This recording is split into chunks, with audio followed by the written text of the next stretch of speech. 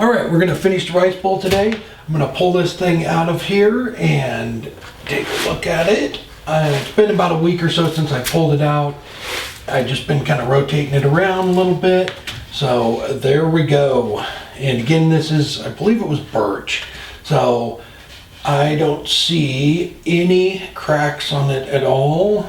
It does look pretty warped though, so we're gonna have to redo the tenon. Somebody had a question about that too, about how to redo it after you let a bowl dry like this, whether it's in the shavings or not. So what we're gonna do is mount it on the lathe this way and bring the tailstock up, re-true up that tenon, and then we'll flip it around.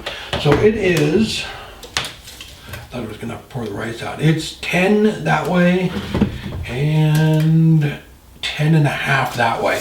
So it's pretty close. I think it's, I don't know if we're gonna be able to turn it all. We might have to do some sanding, but it is a little over 1/2 inch as far as the wall thickness goes. We're just kind of doing a test on it. Probably should have left it a little bit thicker on the wall thickness. That way you could turn it all back down and still have a decent size thickness. But we'll get it back on there and play around with it. So what I did here was, hang on. This is just the waste piece off the, I believe it was the vase, the ladies we did. So I just put it back in the chuck. I'm just gonna true it up real quick, just kind of round it over and then put this pad on there, just like that. Bring the tailstock up and we'll get that trued back up. But just gonna round that over just a little bit. If you don't have a chuck, you can do this with a faceplate. Just put a piece of wood on there, true it up a little bit, just kind of get it close to the shape of the inside. It doesn't have to be perfect, and if you just use the little, this non-skid stuff, it works great, and it'll hold on to it too. So let me just take a couple passes across this and we'll get it mounted on the lathe. Help support the companies that support our community.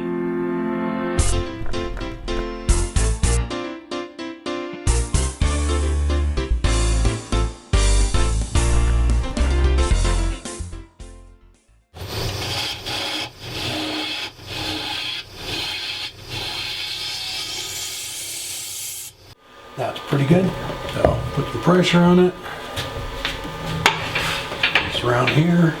And what I'm gonna do is just true that tenon up. And I think I used the big jaws for it because it's pretty deep. So I'm gonna bring the thickness down this way a little bit too, so I can use the smaller jaws. And I'm just going to use the little detailer to bring it down. And the lathe speeds, no, about 1,000 right there.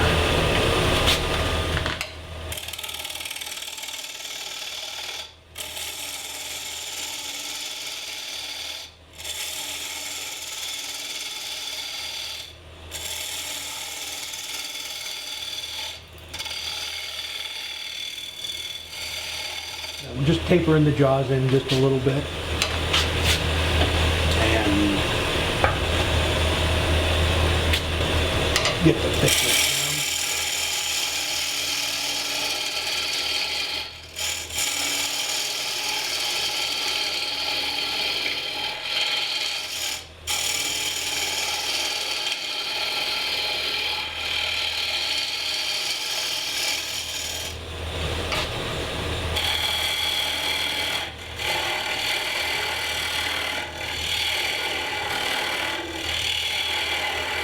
So I just brought the thickness down, gave it a little bit of a dovetail there. I'm just using the detail gouge here.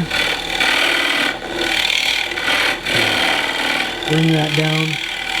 Then we can cut that off with just a little pocket knife so that it doesn't hit the bottom of the jaws. And that's one thing when you're doing a tenon like this, you don't want this part to hit the bottom of your chuck jaws, because then you don't get a good seat up here and it doesn't hold it as tight.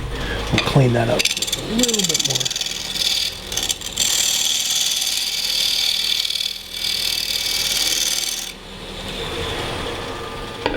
more. All right, take it off of there.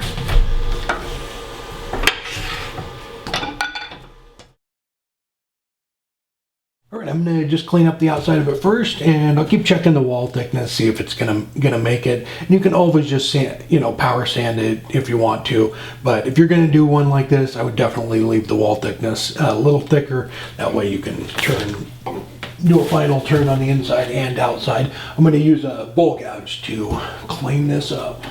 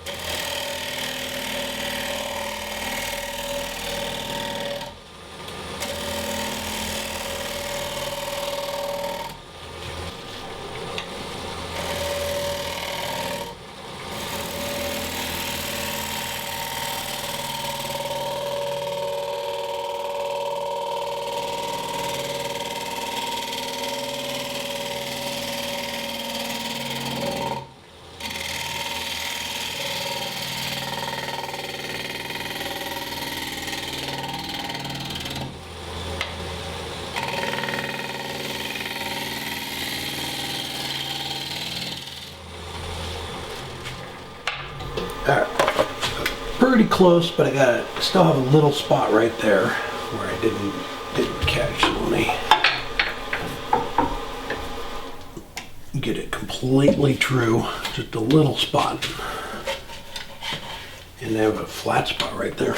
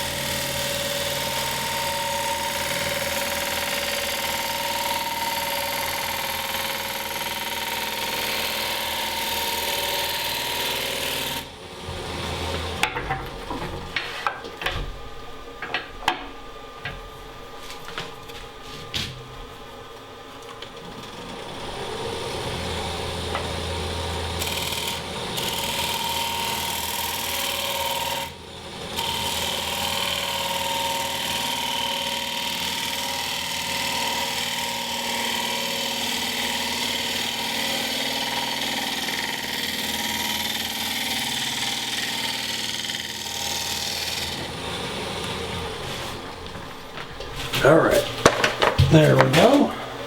I'm gonna clean up the inside here too with the bowl gouge. I'm gonna clean up the lip a little bit first, and then just come down here and take a pass down the side there.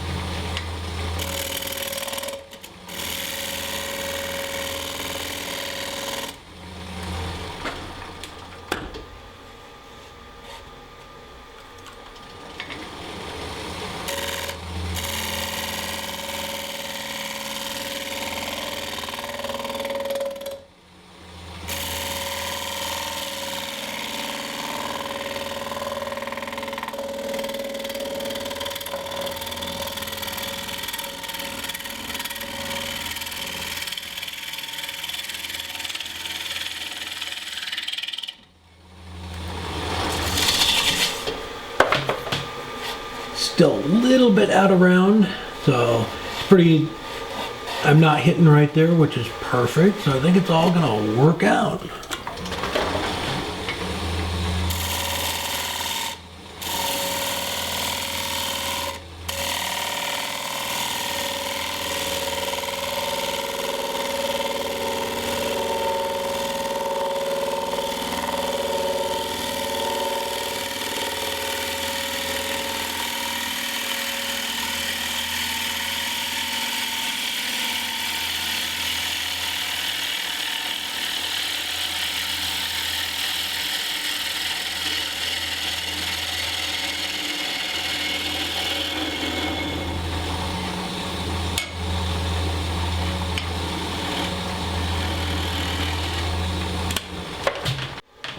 So, doing really good. I just have this flat spot there, unturned, so wall thickness is all right.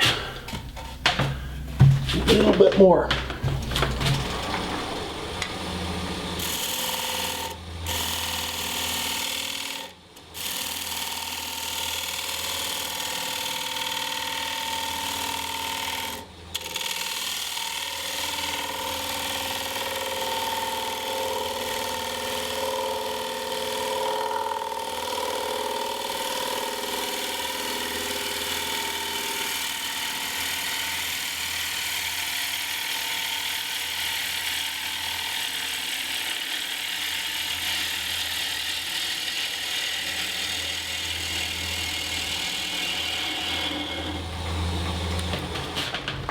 So this is kind of what I was talking about, leaving it a little bit thicker. So this would be like, I don't know, a salad bowl or something like that. And you really don't want to get them, this is probably a little bit too thin for a bowl like that. So, and I'm still going to need to take off just, can you see that? Just a little teeny bit right there to get rid of that. So if it was a decorative bowl, you know, just a piece to sit on the shelf, absolutely, you can make them as thin as you can, or as thin as you want. But for something like this, I would want to leave it a little bit thicker, and I probably wouldn't want to go any thinner than what it is right now. But I'm going to have to get rid of that little spot right there. So we're fine on the wall thickness, but as far as using the bowl for something, it's really, you don't want it too fragile. So I'm gonna take another pass and get rid of that spot there.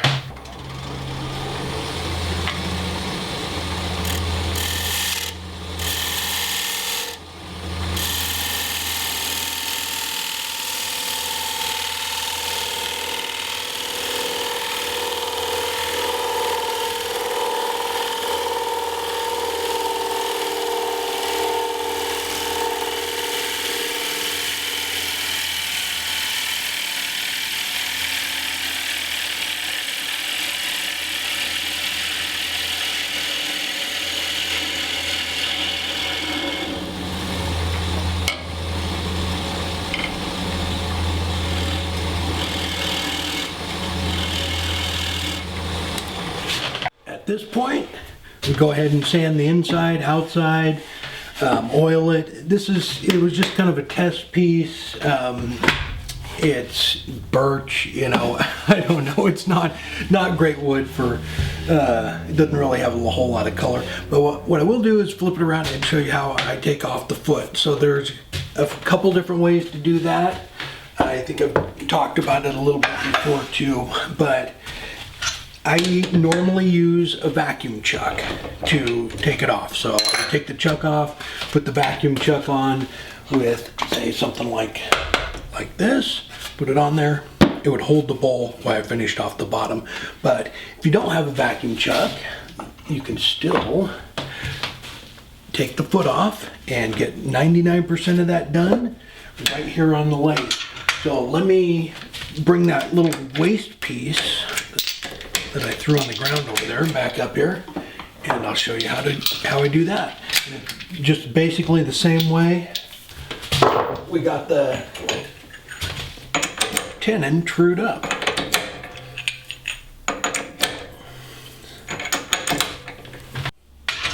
So what we're going to do is put this right back on there like this. So what you do was sand the inside, put your finish on it, sand the outside, put your finish on that, and then put it back on here like this.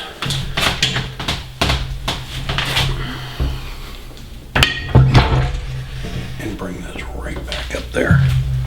So just play around with it a little bit until you get it really close. A lot of times too, when you make this tenon, you'll have a little spot in the center. I'm not sure why I didn't. I can't remember when I did the bowl. I must have cut it off for some reason. I don't know, but normally it'll have a little spot there where you can true that right back up. But just get it. It's really pretty close. Got a little bit of a wobble in it, but not much. Depending on your wall thickness too, be careful. You don't want to put too much pressure on this if it was a really thin bowl and it would just break bottom of it or the sides out or something, but this one's gonna be okay. So what you want to do is make sure that the foot of it cups in a little bit. I'm gonna bring that down a little bit because I don't know, I think the foot's a little bit too big, so I'll bring that down a little bit and then take that off.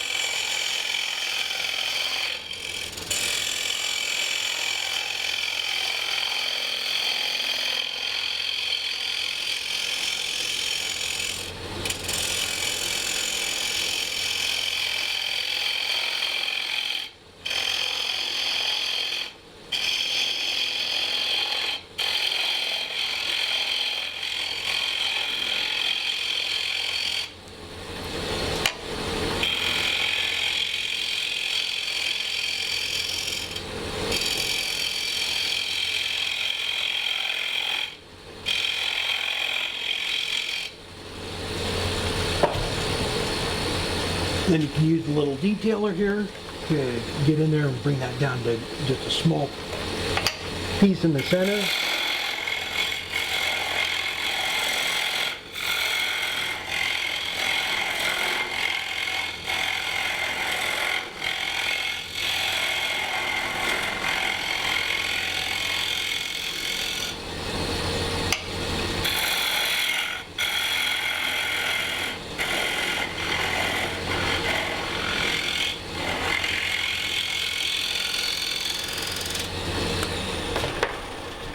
All right.